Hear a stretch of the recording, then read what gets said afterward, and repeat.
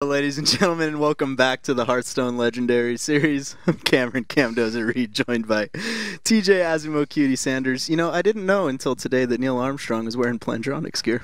Did not.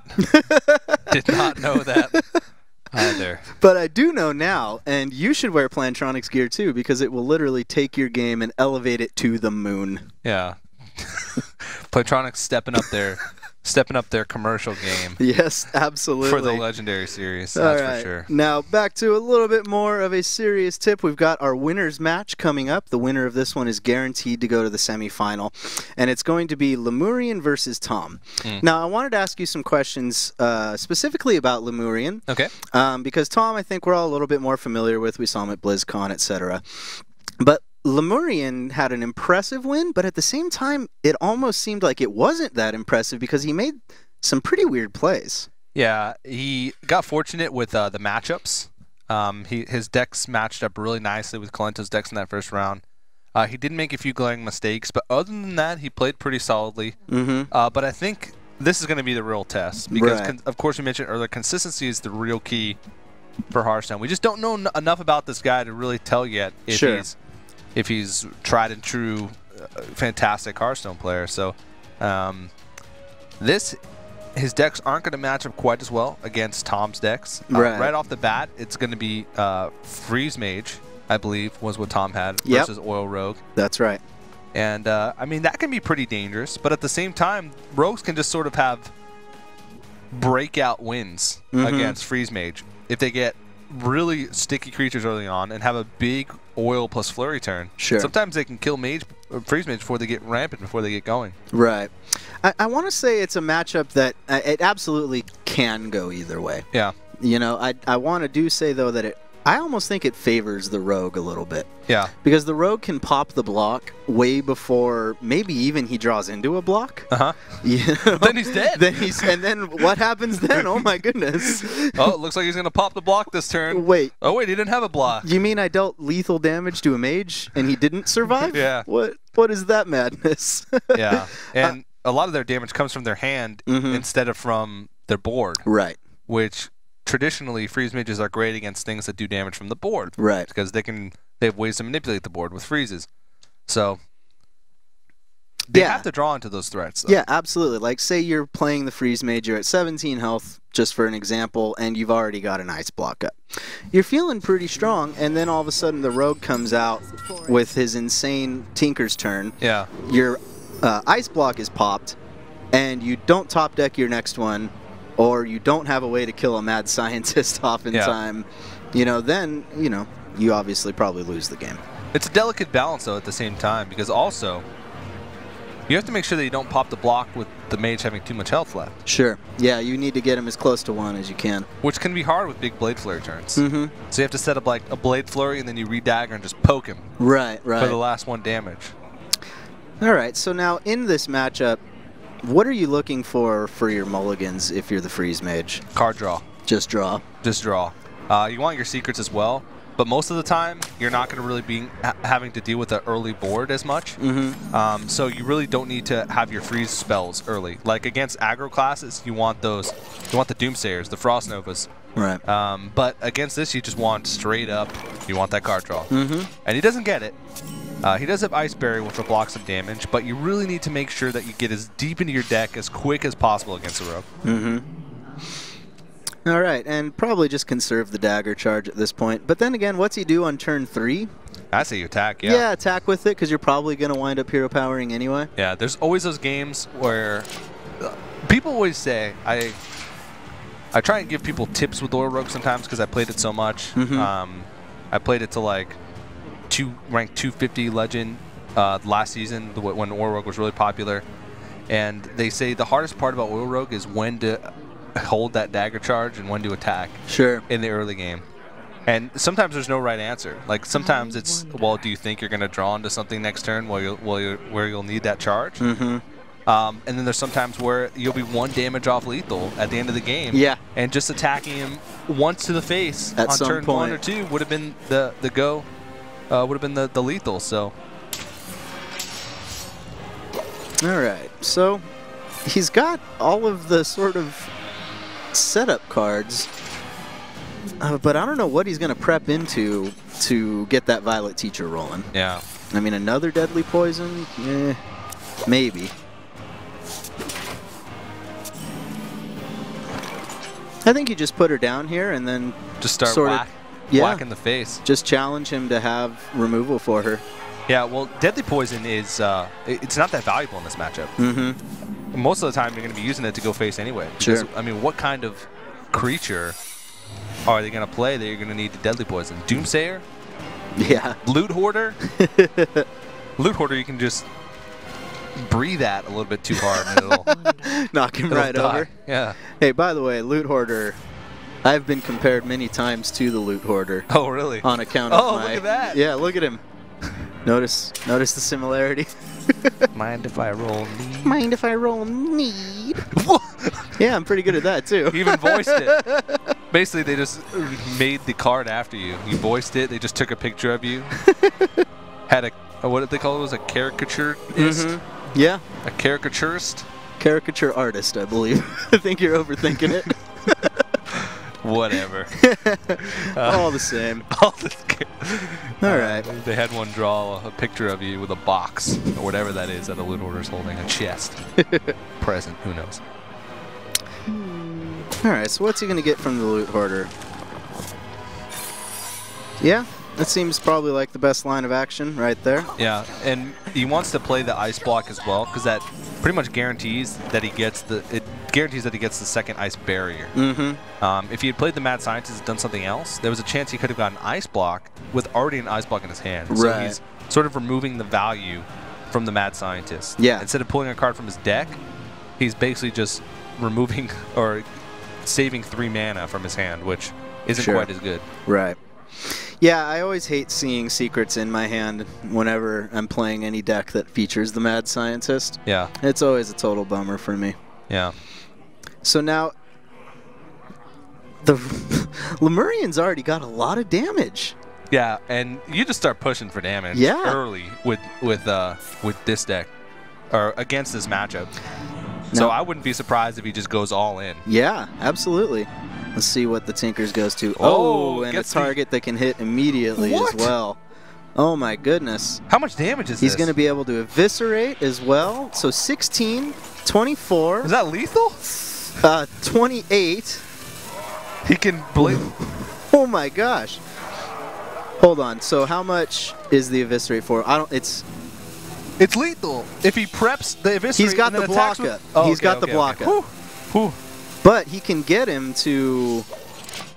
Oh, he's going to hang on to the eviscerate. Okay. Wow. Wow. I got really scared for a second there. What a turn.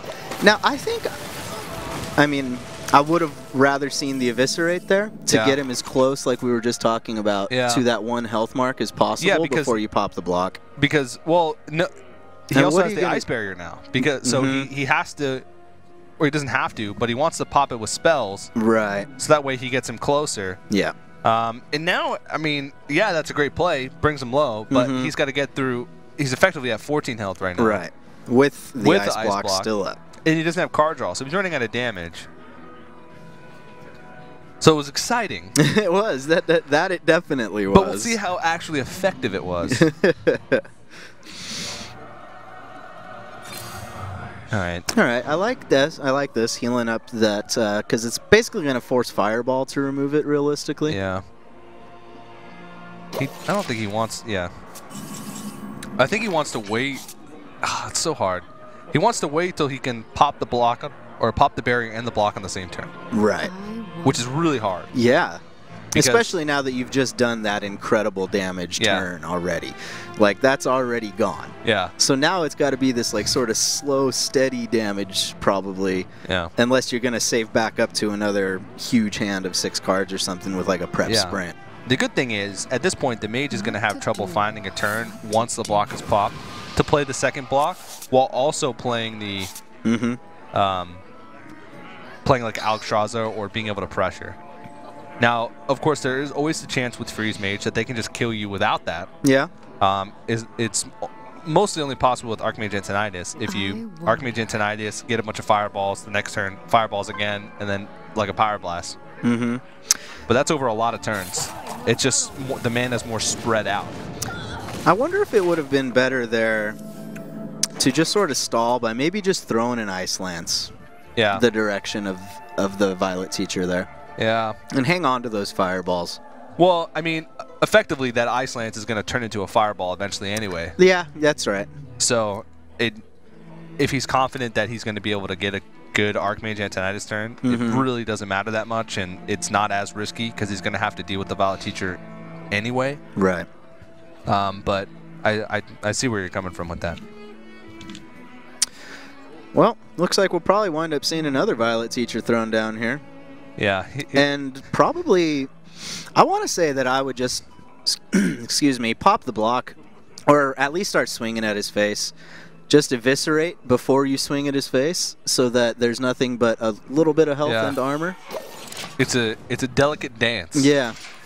That he's playing here, because he sort of has to pop both of them on the same turn, or he risks him being able to, like, it could be a possibility of Alex Straussing himself with the block up still. Yeah. Which the rogue will almost certainly run out of damage if that's the case. Okay, puts the Doomsayer out just to prevent him from playing anything. Yeah. Yeah. Which is good. Oh, and he can't draw into damage. If he had spell damage, because he could have eviscerated for 4. True. And then if you had like Blood Mage Thalnos and Blade Flurry, that wouldn't pop the ice barrier. Yeah, exactly. But you still have to find a way to kill him without touching him. Aha! Oh, man. Looks like he may. Okay. So we'll probably see a prep sprint here, and we'll see what he's able to pick up. That was actually right on time. Yeah, absolutely. Now, depending on what he draws into here, he could actually do exactly what you're saying with. Oh. Hey. Yeah. So he can absolutely pop the block right now. And he can pop it pretty effectively as well. He can get him pretty close. Yeah, and he needs to sap this. Yeah. Or else there's... With the perfect cards, there's a potential for lethal. So there's 13, so there's guaranteed 18 coming your way next turn. Yeah, or like even just the 5 damage from the Archmage plus Blood Mage, Fireball, Oh yeah, it could be Ice Lance. But he's going to use both Eviscerates. Now the next turn, SI 7 agent doesn't pop armor either. Yep, it's combo anything to get him out there. Yeah. All right, so he does have the other ice block in hand already, which is the good news for Tom. But he's got Azure Drake, Blade Flurry. But yeah, how does he win the game at this point? Yeah.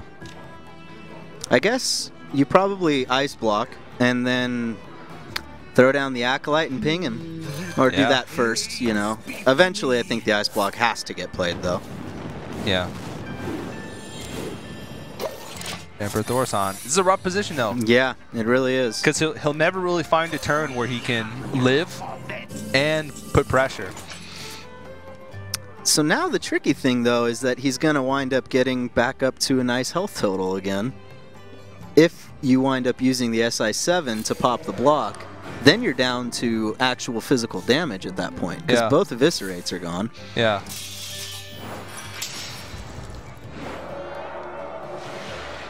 Well, no. I guess next turn, presumably, he plays a minion of some sort. You can just and you just backstab it. Or, yeah, you even backstab your own. Or sap anything. Yeah. All right. Wow. So then it looked like for a minute he may have gone too hard too fast. Yeah. But it turns out that was probably the way to do it. I mean, that's what I said. That's how you do it. There's no reason to hold on to those cards because you're never going to get more value out of it than he did right there. You're never going to get more damage out of it than he did right there. Because he had the Azure Drake on the board, so it made Blade Flurry do more damage. Yeah. He got fortunate with the oil going onto the Violet Teacher instead of one of the tokens, because that was 3 extra damage that he gained from that. And the statistics of that were actually pretty good that it would have gone onto one of the tokens too. So he definitely took a huge risk there, wound up paying off, because I don't see any way for Tom to hang in this one. No. Not with the... Well, so technically, if he fireballs the Azure Drake, And then there's nothing on the board. Well, hold on. I guess you play the SI7 agent. Sap your SI7 agent. No, you can't sap your own. You can't sap your own, though. Yeah. Okay, so he puts the minion down, which opens up the combo. He did have to. No choice. All right. To make the read to not play minions, to not give him right? a combo for an SI7 agent is pretty insane. Next level. All right, and so that's going to be GG, Game 1, Lemurian with the Oil Rogue, going up 1-0 over Tom. Yeah, playing around the ice barrier really nicely there. Winning without even popping that second ice barrier. Yeah, amazing, actually. Really high-level stuff there, which I think is great to see, especially considering that his last Oil Rogue game, you could even see it visibly on his own face, how upset he was at one of those plays he made. Yeah, and I mean, Freeze Mage is sort of one of the most by-the-book matchups for both players. When you're playing as the Freeze Mage, there's almost always a best play. And when you're playing against a Freeze Mage, there's almost always a best play. Right. So it's like whether or not you have the experience playing against Freeze Mage is whether or not you do well against Freeze Mage. Right. And so it just being in those situations and knowing when not to go ham, hold back, or like play conservatively. But most of the time against Freeze Mage, it's just you just got to go all out. Yeah, absolutely. And I think too, it's also becoming a little easier and easier these days to know exactly what secret it is. Yeah. You know, I'm thinking back to maybe the beta when it was, oh my gosh, it could be anything. I would Google Paladin secrets whenever I played against a Paladin. Because I just didn't know. Yeah, it could be absolutely anything. But nowadays, it's pretty safe to say, like, if it's a mech mage, you see a snow chugger get put down on turn 2, then you see a secret on turn 3. It's okay. Yeah. That's a mirror entity. How do I play around this most effectively? Very rarely are you ever really surprised by what secret it is nowadays. There was an interesting interaction where there was 1 week of competitive Hearthstone where Snipe came into the meta. Snipe is only good if your opponent doesn't expect you to play Snipe. Right. And when they don't expect you to play Snipe, it's amazing. Like what it was back in the Miracle Rogue days.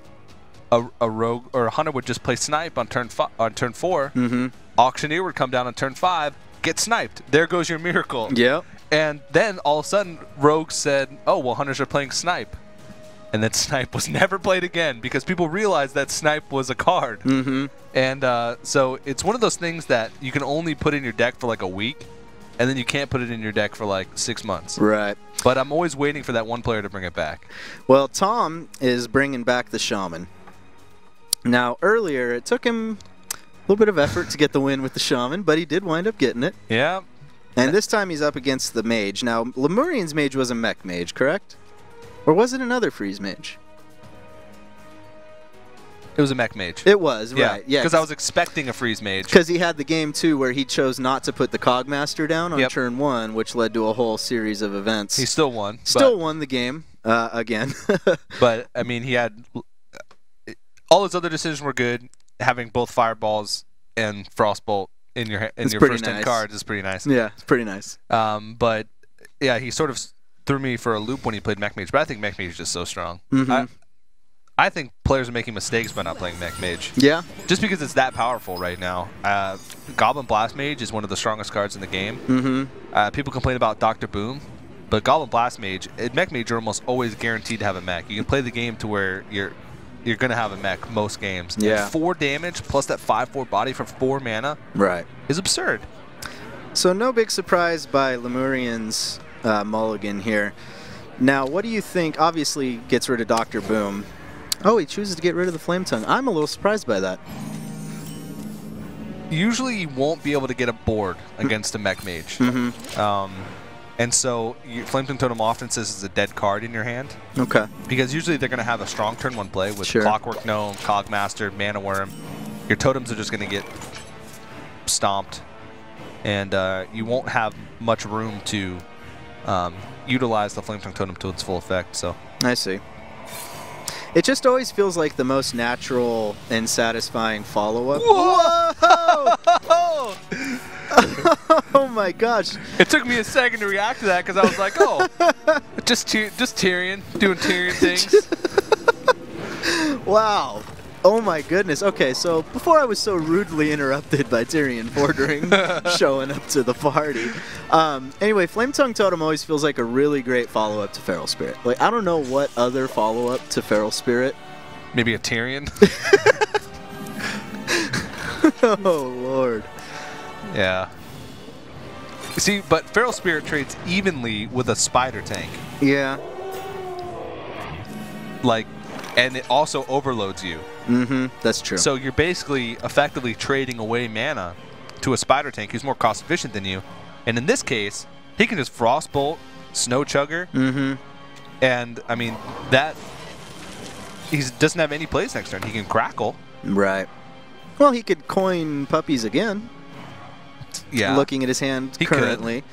And then there's going to be a Tyrion. Right. And he doesn't have a Hex. Now there's no way for him to know that. And you want to talk about next level reads like we were talking about last game. There's like no downsides to playing a turn 5 Tyrion that came from an unstable portal. Yeah. He hexes it. That was what? Perfect. 7 mana that I used total. It wasn't even a card in my deck. Right. It was an unstable portal, which that could have been a novice engineer. Like ridiculous. So do you Frostbolt this or just put down your Annoyatron? You don't really have any mech synergies in your hand at this point. I feel like I'd Frostbolt it. I'd Frostbolt it. Yeah. Annoyatron is usually used to protect high priority targets. Yeah. Annoyatron Snow Chugga is fantastic against like Warrior. Sure. Even Rogue, it's amazing. Usually, a lot of times you'll be forced to use a Sap against an Annoyatron just to remove a Snow Chugger. Yeah. So you can actually utilize your hero power. All right, are we going to see the greetings dropped after the turn 5 Tyrion? I would say yes, but Goblin Blast Mage, hello, taking advantage of Goblin Blast Mage when you have mech on the board is always an enticing play as well. Yeah, that's true. And the Shaman doesn't have any Hex. His best, he doesn't really have a very good way to deal with Tyrion. But he's going to save the surprise, perhaps a little longer. Ooh, Just get that Blast Mage value while it's available and easy. Blast Mage wasn't that effective. He wanted to either have 1 damage go on to the Feral Spirit or no damage or all damage. Yeah. Oh, he rolls a 6. Nice crackle right there. Come on, It's got to come. He has to. He might want to bait out a Hex first. Oh, but yeah, come on. but really? Like it wasn't, it's not even a part of your deck. So the on-curve play was the Piloted Shredder. Like bait out the Hex with the Tyrion for the Piloted Shredder. Tom's reaction. I guess that's karma. Yeah, that top deck though. Yeah. See, he should have played it on turn 5 when it was on curve. Yeah. Still though, you really can't expect anything less to happen. Yeah. To your unstable portal Tyrion. Yeah, absolutely. It's still a win in your book at that point. Yeah. I mean, that came off the top. So if he's playing like super diligently, I suppose, he could probably safely play Archmage Antonidas there. I was just thinking the same thing. Now that you've seen the Hex, and you did see, if you were, like you said, paying really close attention, it came off the top before it got pulled out of the hand. Good players will play removal off the top regardless. Oh, yeah, so they don't reveal. But that's like just small nitpicking, and it's safer to get immediate value out of the Archmage when you can. Yeah.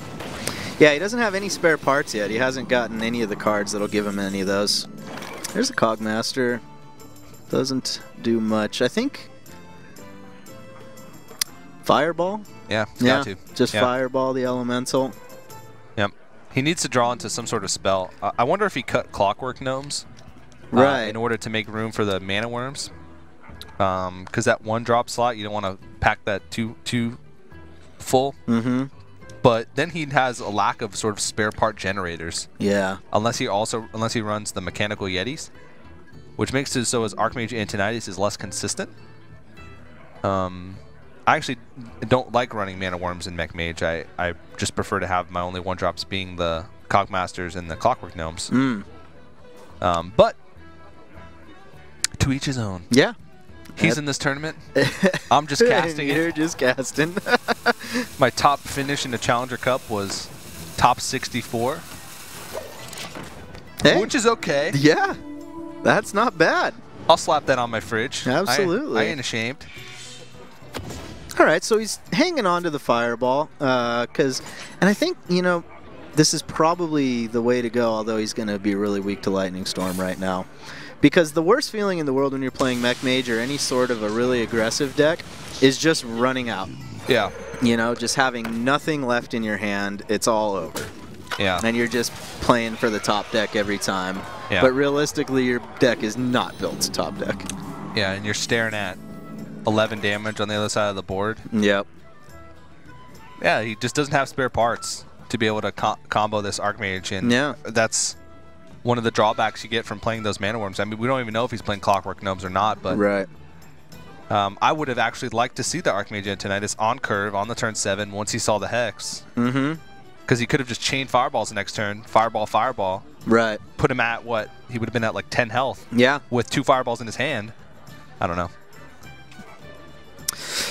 All right, well, that was a devastating Lightning Storm, and now it's going to be really difficult for him to get back in. He almost has to put Antonidas down just as something to tempt that Elemental from getting too much more face damage. Yeah. It's going to die because of second Flame Tongue Totem here. Yeah. And once Tom kills this, he's pretty much has the game in the bag. Yeah. Yeah, because there's no Flame Strike in a Mech Mage, there's no Blizzard, there's no Frost Nova Doomsayer or something like that. All right, so go into 1-1, it looks like. Unless a miracle. Miracles can happen. We've seen it. Another Tyrion. Oh. the Ironfur Grizzly. The Ironfur. Or as I like to call it, the poor man's Tyrion. Always intimidating.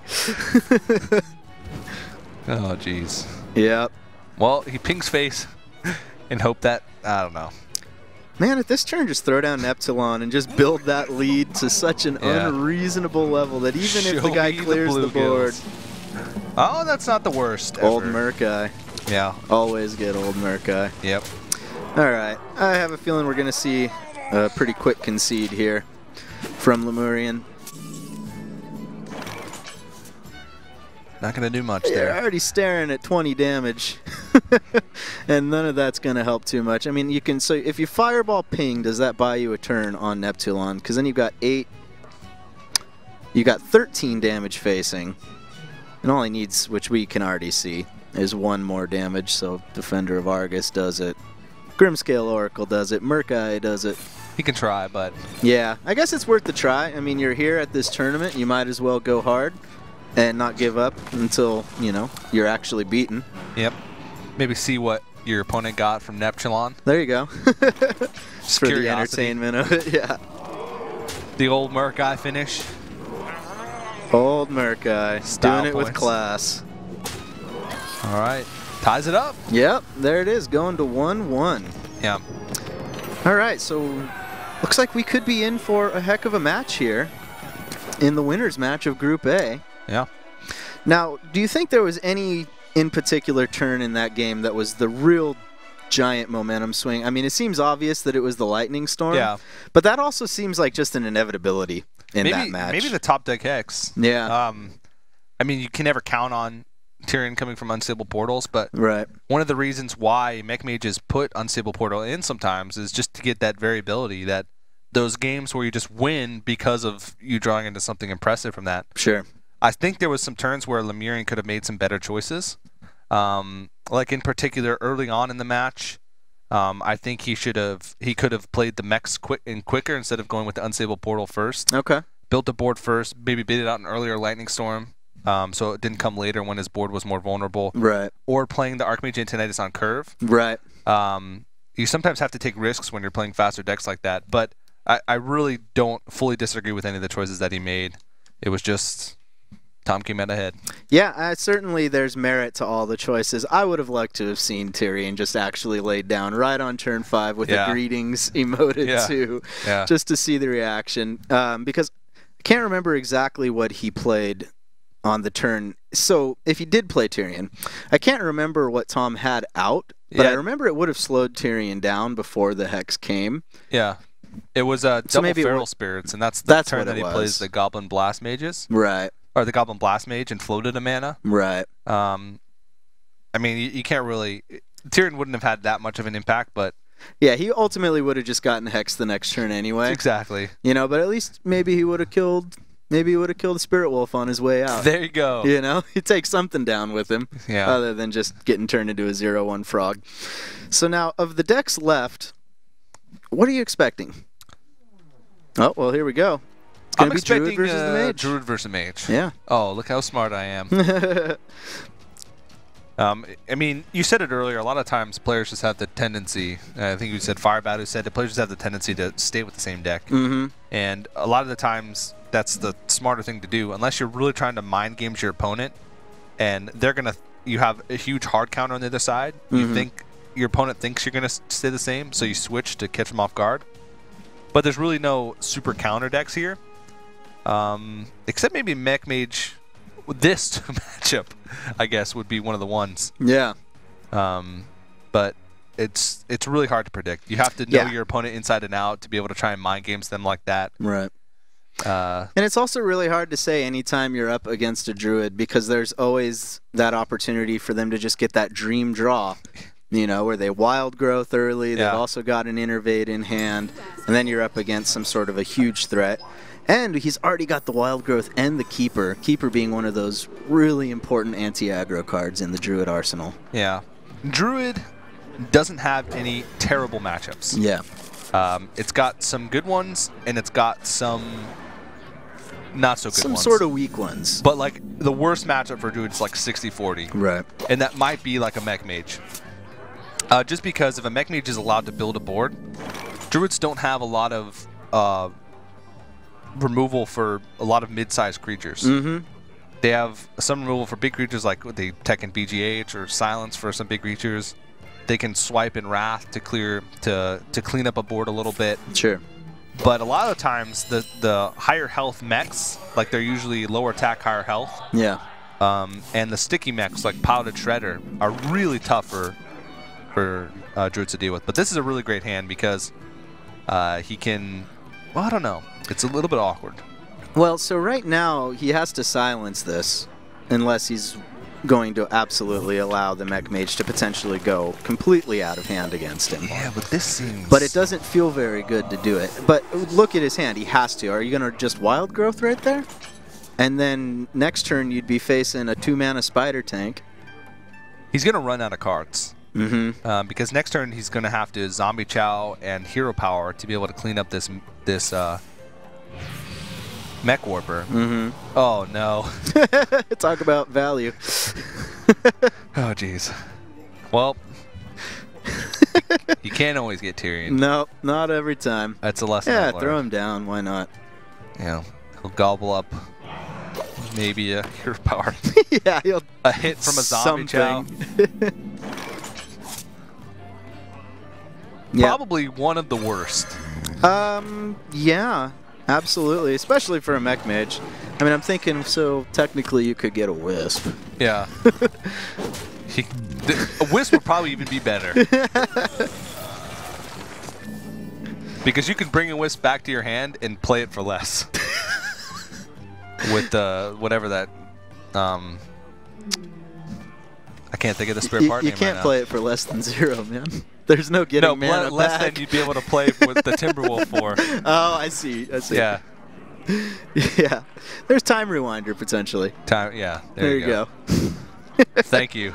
You're so wise for remembering the name Time Rewinder. Yeah. But it's, I don't know. I guess that's karma for bringing out the Tyrion in the last game.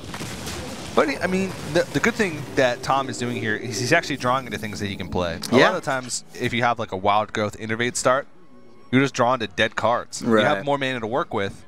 He didn't even use a Wild Growth, but you're just drawn to like heavy cards that you can't even play. You'll fall far behind. But he's drawing into the Shade. He's got 5 mana next turn. He can play Loatheb or Harrison. So he's staying even. Yeah. Or a little bit ahead. Now, it turns out Lemurian does have those Clockwork Gnomes, so he is really heavy on the 1-drops in this deck. He's got Cogmaster. He's got the Mana Worm. And he's got Clockwork Gnomes, all filling up the 1 slot. And Tinkertown Technician. So that means he's cutting... That's a lot of mechs you cut. Probably Mechanical Yeti, probably cut. He's also got Dr. Broom. We saw in one of his mulligans. Okay, that's right.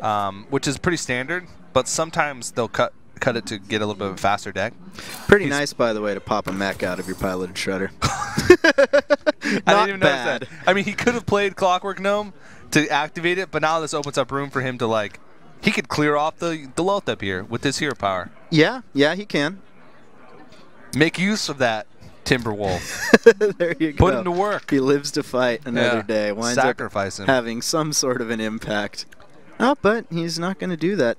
I think he might just empty his hand, or as much as he can right here. Just go full out for it. Kind of dare your opponent to have a swipe. Yeah, and I mean, in this situation, if he does have a swipe, you're basically putting the Druid in the same spot because you'd be doing the same amount of damage to the Lotheb because he'd be trading into it. You're just putting more damage to his face. Right.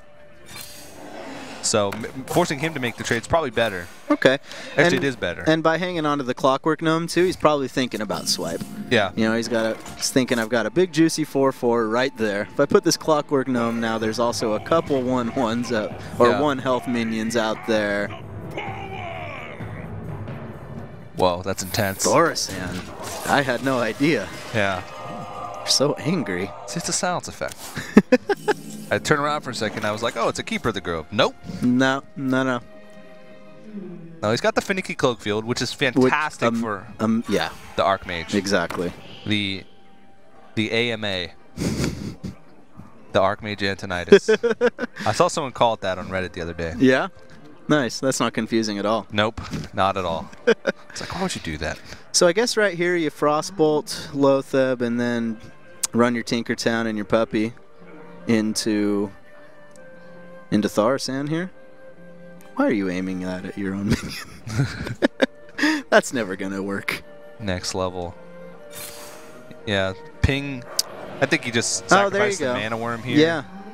And then ping and Timberwolf. Ping and Puppy there. It's hard to say whether or not he wants to keep the Mana Worm or the Cogmaster. Cogmaster represents more damage immediately, but over time the Mana Worm's going to represent more damage. So yeah, I like that the potential is higher there. He's at 15 health. Yeah, he's already gotten him pretty low. Oh no, double Savage Roar and Wild Growth in his hand. Wow. All right. Gosh, so the double Savage Roar, Force of Nature, is 20 damage? 22 damage. 22 damage. Yeah. Okay.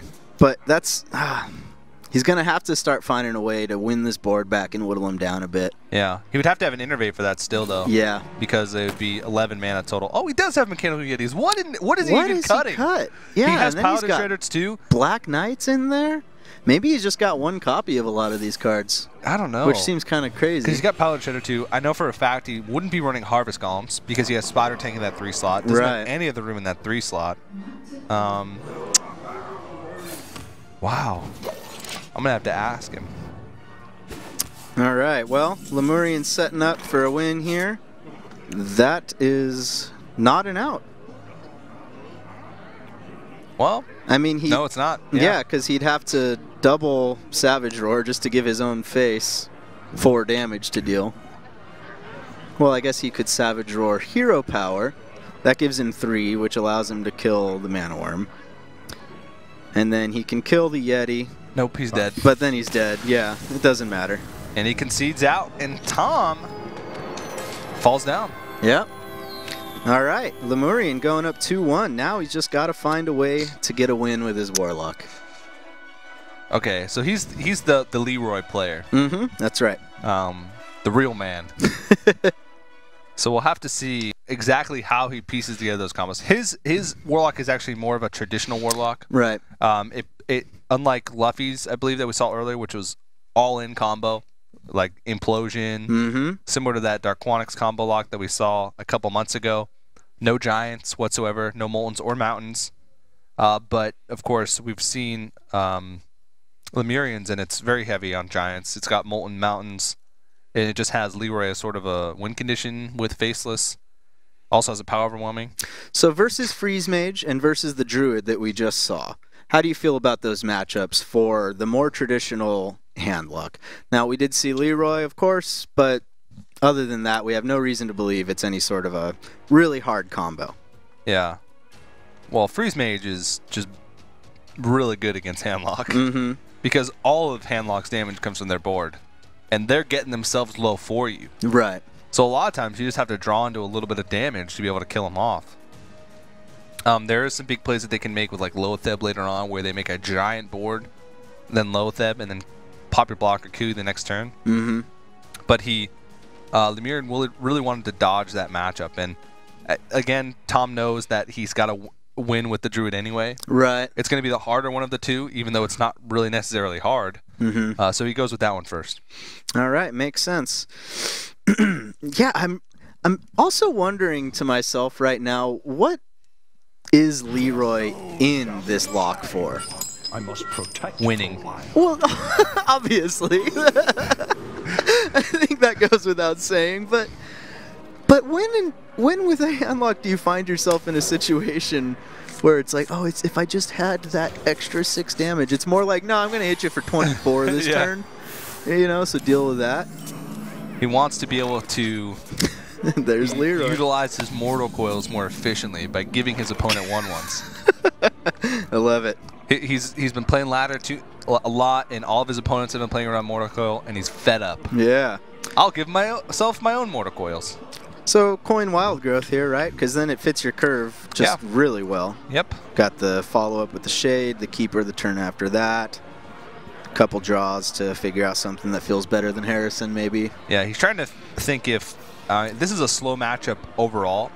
So he's trying to think, can I leverage this coin later on? Is delaying my wild growth by 1 turn going to hurt me that much? And I actually, no, it's not. Yeah, either way. Sorry, go ahead. He's trying to set up a way so that he can keeper and hero power on the same turn to kill a Twilight Drake. And either way, it lines up on the same turn, so it really doesn't matter. Yeah. He won't be able to do it either way. And I never feel good sometimes when I decide to hang on to the coin and just play wild growth on turn 2, if I've got a shade in hand, because then shade never winds up being played on my curving. Exactly. And getting it out earlier puts it out of Hellfire range quicker. Yep. If he had played it this turn, then the next turn it would have been in Hellfire range. And ooh, feisty. Yeah, that's I don't like it. I don't know if I agree with that either. Because next turn he would have had a nice Keeper of the Grove Innervate hero power for the inevitable Twilight Drake. Yeah. He might have been afraid of a giant this turn. But even then. Yeah, because now you pretty much have to Keeper against this. And then what are you going to use to trade into it? I guess you just get some face. Gross. Ouch. That physically hurt me. Yeah, I think in that situation, I most likely would have, at least at that point, just gone to the face with Harrison. He traded an Innervate, a Harrison Jones, and the silence from a Keeper of the Grove for a Twilight Drake. One Twilight Drake. That's rough. It was necessary. But those are the types of awkward situations that Druids can find themselves in this matchup that puts them really far behind. Because now what if another Twilight Drake comes out? What is he going to do? Well, it's either that or a Belcher on this turn. I would actually... Oh, okay. He's going to Zombie Chow as well. If he didn't have a Zombie Chow in his hand, I would have 100% Belcher. Oh, yeah. But you want to get the Zombie Chow out early because it trades better against creatures that are played earlier, and you don't want to give him that heal later on. So you never want to have Zombie Chow sitting as a dead card in your hand. All right, hanging on to the wild growth and choosing to clear the Chow. He's going to keep that puppy stealth. Yeah. Until he can just kill him. Yeah. Little does he know, though. Think it's time for Thaurissan. Reduce that Leroy. That's right. He only needs one piece of that combo reduced in order to effectively use it. And it's more consistent of a combo if you think about it in the way that you only need 1 power overwhelming.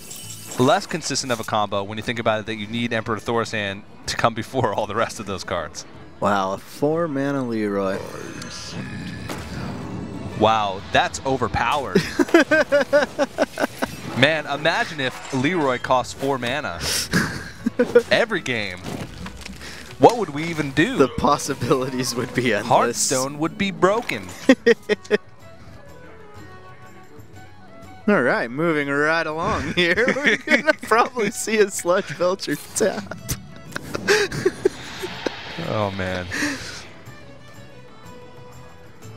People that didn't play Hearthstone like 5 months ago are like, what are these guys even going on about?